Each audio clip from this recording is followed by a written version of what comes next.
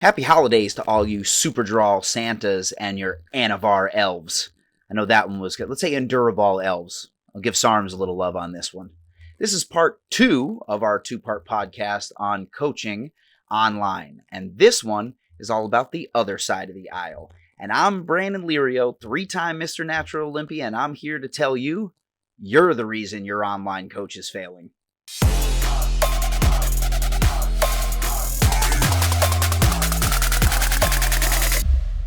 I've been doing this a long time. I think that I started coaching back at the end of 2013, which was like 3-4 years after I started actually competing and being in the fitness industry as a personal choice. And I've seen and heard it all. I'll actually start with one of my favorite stories in terms of communication between clients, where I gave somebody a diet that said that they were supposed to have in their diet once daily post-workout a scoop of protein. At the time, I wasn't specific in terms of how it should be ingested, so this person made it about 3 days into their program before they sent me an email back and said, look, man, I understand everybody takes protein. I just can't do it. And I said, why? What's the matter? Which brand do you use? How are you serving it? And they go, well, it's just that it's so dry. And I paused for a second. And I said, are you eating it dry? And they said, well, it just says 1 scoop of protein. It doesn't say mix it with anything. That's when I found out that this person was literally dry spooning the protein into their mouth, trying to get it to wet so that they could swallow it. And that's how they were ingesting the scoop of protein that I put on their plan. That one was a foul on me. But it brings me to the first portion in terms of why you might be to blame for the progress and results that your coach is not getting you. And that comes down to communication. I have certain people that when I send them their intake form, they will purposefully try to dissuade me from seeing how much of a beginner they are in their intake form.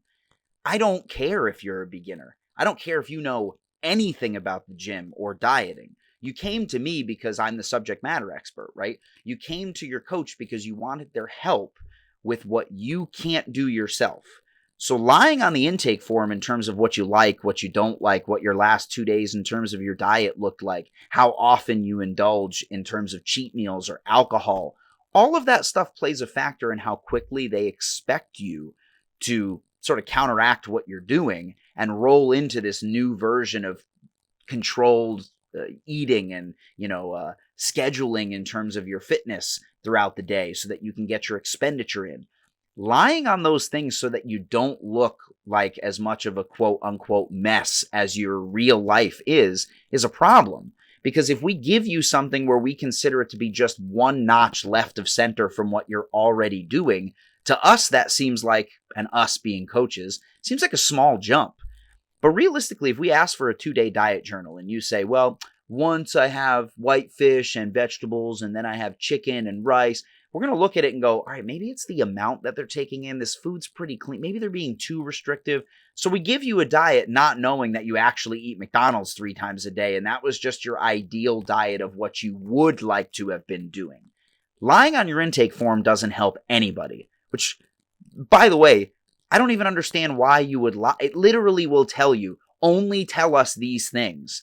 And posturing up so that you don't look like what you're actually doing only ensures that we're writing a plan for somebody who you're not. So if you get an intake form or your coach to be asks a bunch of questions, information, family medical history, we're not here to judge. It's like walking into a rehab clinic and being like, oh yeah, no, I just smoke weed every once in a while, knowing that you just smoked crystal meth in the car and injected heroin 2 hours before you got there. You're not going to get the help you need if you don't give us the full picture of the situation that we're working with. Don't lie on your intake form. But the lying doesn't stop there. It can be embarrassing to own up to things that you've done throughout the week in terms of skipping workouts, skipping cardio, not following the diet, altering things when you know you probably shouldn't, right? The main issue then becomes we're looking at these metrics in terms of measurable stimulus and measurable result. And if what we're looking at is not adding up, we're going to go back to the original figures. We're going to go back to the original expenditure. We're going to go back to what we wrote and say, I have to be missing something here. Maybe the way they're cooking it, maybe I miscalculated how sensitive they are to, sugars as opposed to starchy carbohydrates. Maybe, they're hypersensitive to the amount of fiber I have in there. All of these things might play a role. But us not knowing that realistically it's because you turned your one cheat hour into 3 solid cheat days means that we're missing the real problem. Arguably, the biggest problem there is not even that you didn't see the progress on the scale. I would argue that the biggest problem there is, 1, you don't trust your coach enough to actually be honest with them. But 2, the other problem is that means that you're engaging in destructive behavior that literally is pushing you away from the goal that you want. And we can't analyze it to try to get you to recognize when it's happening beforehand so that you can change the result when it happens again. The best thing that some of my clients do is tell me when they're struggling, even after they've already kind of broken their diet or started skipping days at the gym and going, here's what happened. This is what happened afterward. Well, then it's very easy for us to take a look at it and go, okay, listen, in the future, your triggers to know that you're going to cheat on your diet are X. Your triggers to know when you're going to skip the gym are Y. And we know that the stimulus is going to then cause Z. Action, result, impact. If you don't tell us those things, the only action we're seeing is that there is no action. And the result is an unhappy client who doesn't understand why the scale isn't changing, or their muscle mass isn't changing, or their maxes aren't changing, or that they're just simply not getting any better or healthier, depending on what progress you're actually tracking. Lying on your check-ins only ensures that everything you've been telling your friends before you hired a coach in terms of not understanding why your body is reacting the way it is will continue to happen until the day you get fed up and go, well, I guess fitness just doesn't work for me. Fitness works for just about everybody. I say just about because the availability of some people to do certain fitness is just very limited. If you're an able-bodied human being, especially one that lives in the Western world, there is a fitness out there for you, whether it be a different type of workout, whether it be moving the cardio into the workout, separating the cardio, motivating you because you want to be a power lifter versus a bodybuilder versus a CrossFit champion. There is fitness out there for you, but you're never going to get there by just omitting information. And when I say lying on check-ins, that includes omitting information. I send my clients a very specific script. And for those of you who are looking for what a coach might ask for, it sounds a lot like this. Weight, general photos to show us front, back, and side shots. Maybe we're taking a look at bloating, trouble areas that you said that you wanted to see reduction in during a specific amount of time. Even posture that we're looking at as you're standing there when you may be recovering from an injury. Then we have diet deviations, cardio deviations, workout deviations, sleep per night average, water per day average, bathroom regularity, and life and work issues, mainly for the cortisol spikes. All of those things play a factor, and it's still not a full picture. If you're purposefully getting to the part that says diet deviations and just omitting it, guy, I've been doing this now for almost a decade. I know you skipped it. I'm going to ask you. I'm going to shoot an email right back at you going, what happened to the diet part? Even then, I know, I'd say probably 95% of the time, it wasn't omitted on accident. You skipped it on purpose. So now I know that not only did something happen, and I'm already anticipating what I'm looking for in terms of digestion ratios, whether or not it was a 1 to 2 day thing or an all week thing, but I now know that you might not be being honest with me. So now I'm going to be all over your case because I need to know that the information I'm receiving is not just accurate, but that the information I'm giving you back can not only be accurate, but safe for you. And that together we can make the change to make you a better whatever your end result wanted to be, right? So then we say, okay, here's our check-in. Intake form looks good, but throughout the week, coaches might be asking you for details during the workouts. progress videos to see if your weight choice, depth, and form is where it's supposed to be, especially for powerlifting and strongman competitors. Progressions in through the block to make sure that the bar path is good, to make sure that you're utilizing in terms of alterations of center of gravity the right way, to make sure that we could actually prescribe you the correct version of something. Let's say squatting, right?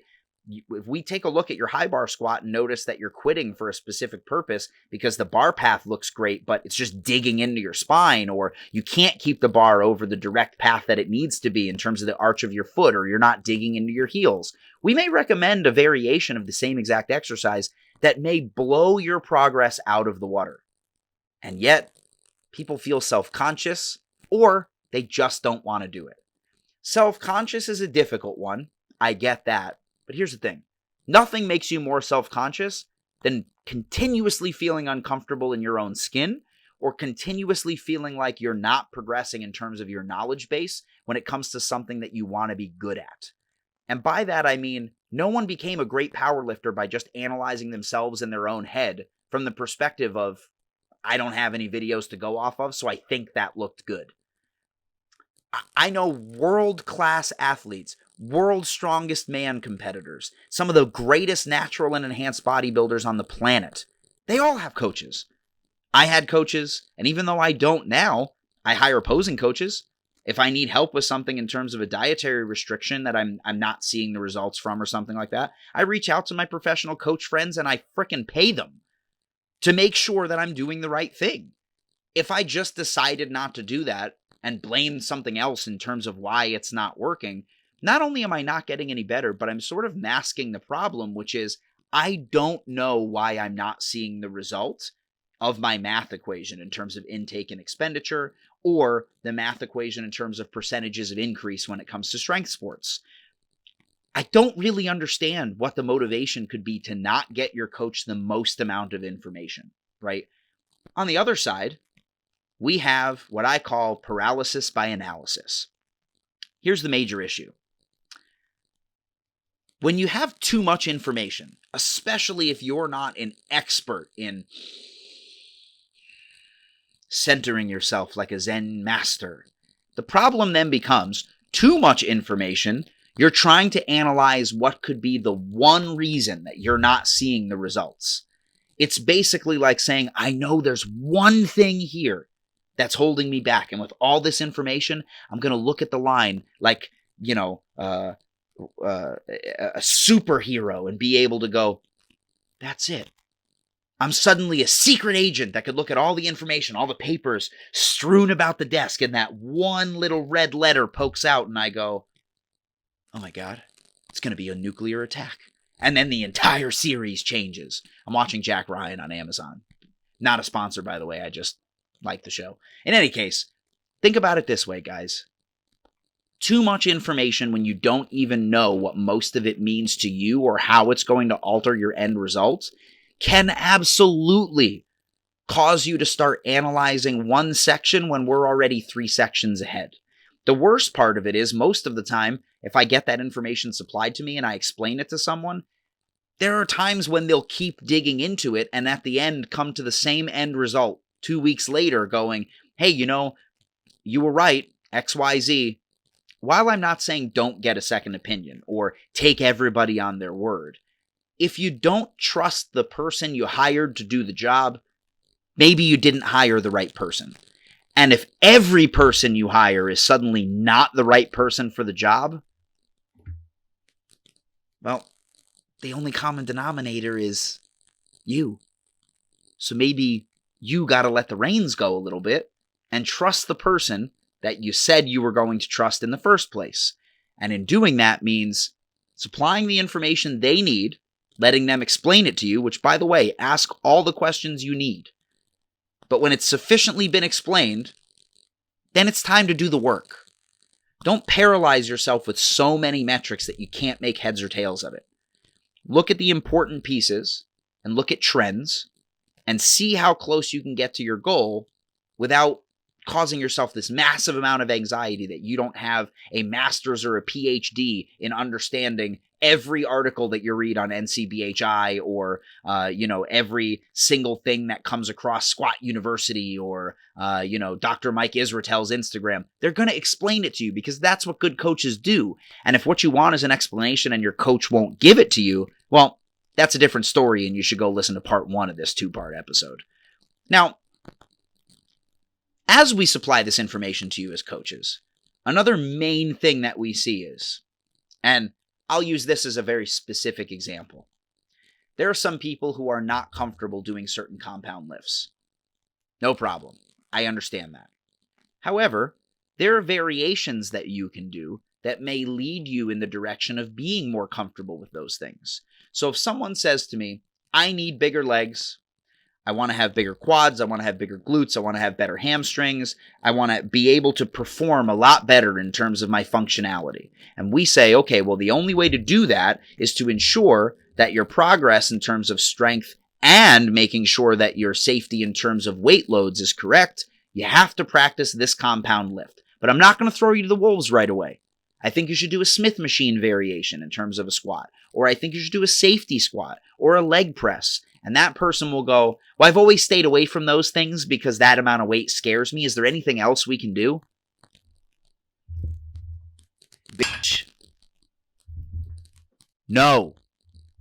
And when I say no, it's not because we don't want to supply you with something that makes you comfortable. But what I am here to tell you is this. You hired me or anybody else in terms of a coach to ensure that they're giving you new modalities because you stalled, or they're a subject matter expert and know the best way forward to get you what you want in terms of your goal. It would basically be like being a rookie on the New York Giants and looking at Brian Dable, go Big Blue, and saying, hey, I know you want Saquon to start this run play in terms of us really being in the red zone and we might be able to get this touchdown, but I'm going to be honest, man, I think we should go for a field goal. No one asked you. You asked to be on the Giants, and now the coach is telling you what to do. Maybe you should just try it, and then if it doesn't work, we can all powwow in the locker room afterward, and you can ream us a new one in terms of the fact that it didn't work. I'm not saying that every coach is infallible, by the way. But there are times when we'll supply people brand new workouts for the first time, and they'll go, well, I don't really like working chest, and I know that it's really important if I want to do powerlifting, but is there any way we could only do like flies and then that's it? No, that's not how it works. Or I really want to lose a lot of weight, and I know that expenditure is important in the gym, but is there any way I could just walk around my neighborhood and lose a lot of weight? By the way, I'm the first to say, yes, you probably could do that.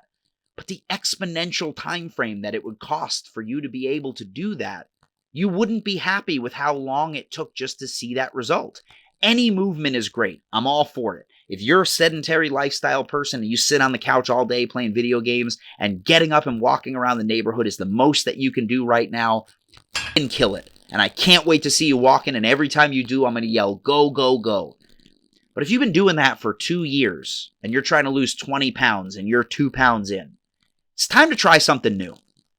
Even if it makes you feel uncomfortable. Because again, I've never been more uncomfortable than when I'm trying to be something and I'm purposefully and actively sabotaging myself to ensure that it doesn't happen, and then waking up the next day and ensuring I'm the exact same way that I was uncomfortable yesterday, maybe even a little bit worse.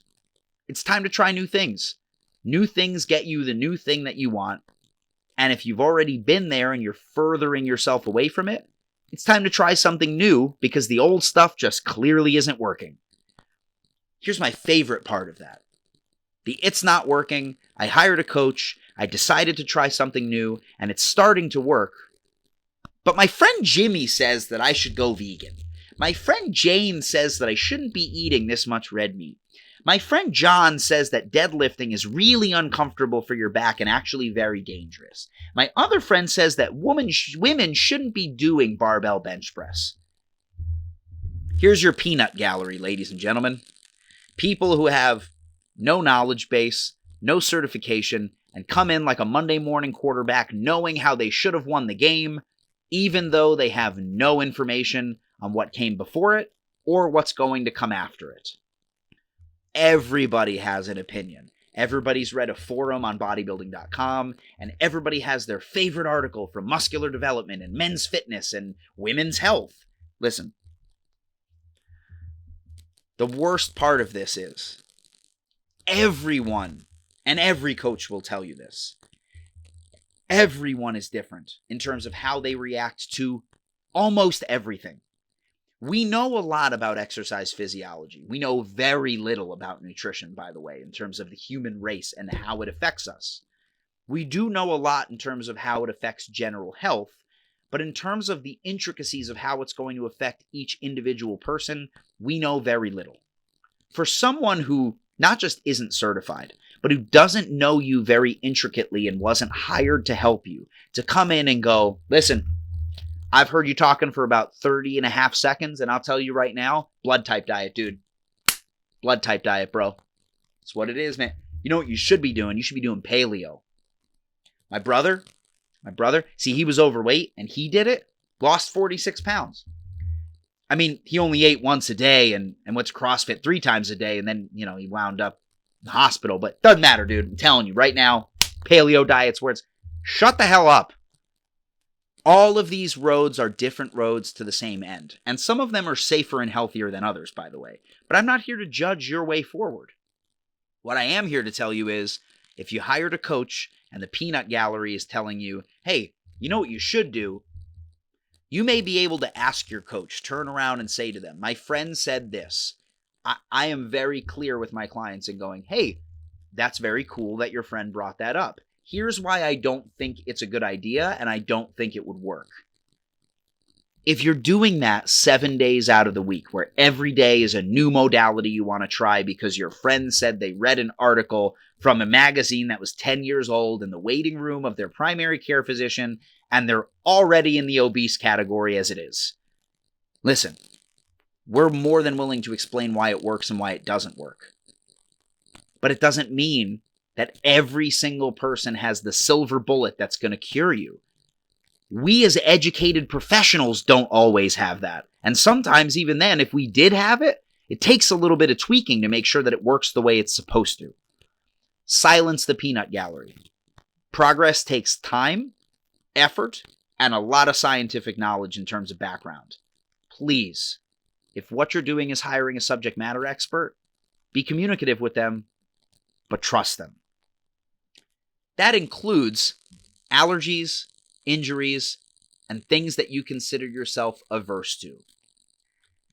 It's very funny how when something is mentioned on a major podcast or television show, which thank God some of those are falling by the wayside. I can't tell you how much the doctors and Dr. Oz, these shills for, shitty products that they were invested in, were just telling people these things were going to change. I never understood, by the way, sorry to go off on a tangent here, but why the hell are you going to listen to a guy who was called in front of Congress multiple times for being a fraud, then admitted that these things had no scientific backing and that he was a fraud, and then went back on his television show on Monday and started selling concentrated vitamin D stickers to his following the next... I never understand it. I digress. Here's the thing, guys. Allergies, aversions, and diseases need to be diagnosed by a medical professional. So if you get in your intake form and tell me you have celiac disease, and my first question is, when did your physician diagnose you? And you say I never went, I'm sorry. I am not going to just load you up on gluten, but I'm going to recommend that you go to a physician before we even start, or I'm going to ask you to elaborate in terms of what your aversion to that is. True story. I once had a girl tell me that she was allergic to eggs, dairy, gluten, and certain oils. So I made as much of a diet as I possibly could have. And as I'm writing it, I'm reading through more and more of her intake form that also says that cheat meals are her problem. And her last 2 cheat meals were McDonald's and Pizza Hut. Girl, how are you supposed to be allergic to those things and you eat them twice a week currently and go to work the next day? I know people who have celiac disease where if they eat a half of a bagel, they nearly need to go to the hospital from how inflamed their midsection becomes and their intestines become so uncomfortable, walking around becomes a chore. but you snarf down an entire large pizza from Pizza Hut, and you're just fucking going to the gym afterward and going to the work the next day going, ugh, my celiac disease isn't acting up. No, it's not. That's you passing a whole pizza. If you're allergic to something, or you have a disease, and a doctor didn't tell you you have it, you have an inkling that you may have an aversion to something. You don't have a disease. If a doctor told you you are averse to something, and you're still eating it in your cheat meals, and when I say cheat meals, I really mean these people who literally are told that they're gluten intolerant and yet they eat burgers and bagels every single day. And your coach tries to cut it out and you want to put it back in. I mean, how many times are we going to bang our head against the wall before we tell you, listen, you're purposefully sabotaging yourself and making yourself uncomfortable for, by the way, a delicious treat. But still, it's your health you're talking about, your comfortability on a daily basis. Again, I'm not saying these diseases don't exist. I'm a believer in absolute science, and if the data is there and you can prove causation, man, I want to hear all about it, and I'm going to make sure that I supply that information to my clients. But if you're the client and you think that you know more than a doctor because you ate a bagel and got a stomach ache, sit down. Just sit down. As we come to the end of this, though, guys, all of those things are annoying to coaches. But there's one thing that I save till the end on purpose because it's self-destructive. And that's negative self-talk. There are certain clients that I cannot help because even though they're seeing progress and even though they're getting what they want, the beginning or the end of their check-in is, I mean, it's okay, I guess, but still fat. I mean, these progress pictures are okay, but wish my abs looked better. I'm really happy with my strength in the gym, but I'm still weak and everybody else is probably stronger than me. Guys, everybody wants to be somebody else. Don't get me wrong. Every day I wake up and look in the mirror and I'm me, I'm happy. Call me Lizzo because I'm feeling myself. But here's the thing. I can go to a powerlifting meet and see Moody bench nearly 600 pounds and go, I wish I could do that. I'm looking at something and going, I would like to do that. And then I go home and say, dude, I'm creating a bench program. I want my bench to be closer to 400. Forget 300. I want 400. It wasn't negative self-talk that got me there. It was the fact that I knew enough to go, I have a goal. I want to accomplish it. Now I'm going to go home and implement a plan. That's not negative self-talk. When people say, I'm motivated by negative feedback is, you lost 3 pounds this week. Your abs are showing. Your chest actually looks fuller. We're 6 weeks out, but we're 3 weeks ahead of schedule. But you know what? I really don't like the fact that you had 3 sips of your wife's Diet Coke when you didn't have your water on you. No cheat meal this week. What? That negative feedback loop is not good. It's ensuring that you are not happy ever. Because when people say progress, not perfection, right? I know we overuse that. But the thing is, what I just described wasn't progress. That was a light speed jump in terms of the fact that you're ahead of schedule, you stuck to just about everything, and the only deviation was a calorie-free sip of something that was sugar-free. Dude, I'm considering that a win. If every time you're that close to perfect, you're still not happy, you're never going to be happy. And then you're going to start producing self-destructive qualities where even when there's no show in sight, even when you're not entering the next powerlifting meet, you're still in there trying to pull a 1 rep max every other week and blowing your back out and wondering why you're so miserable. I know that a lot of people feel like what made people the best, and this is the example I give people, that people think what made others the best was highlighting the negatives on themselves to make themselves feel like shit to work harder. Arnold Schwarzenegger once said that he needed to build bigger calves, so he cut all of the bottoms of his pants off so that everyone would see his weak point. And everybody goes, that's why I talk to myself in a negative manner, because just like Arnold, I need to highlight the negatives so that I can be a better person. Arnold once wore a shirt on camera that said, Arnold is numero uno. This motherfucker was not talking negative about himself. He highlighted a thing that he felt needed more progress while inflating his ego, thinking he was, which arguably he probably was, the most transformative person in bodybuilding history. He didn't have negative self-talk. What he did was highlighted something he wanted changed. Like in my scenario, in terms of a bench press, I'm going to share my bench press videos until they get better. But I'm not in the comments section or in the body of the post going, well, this is my bench.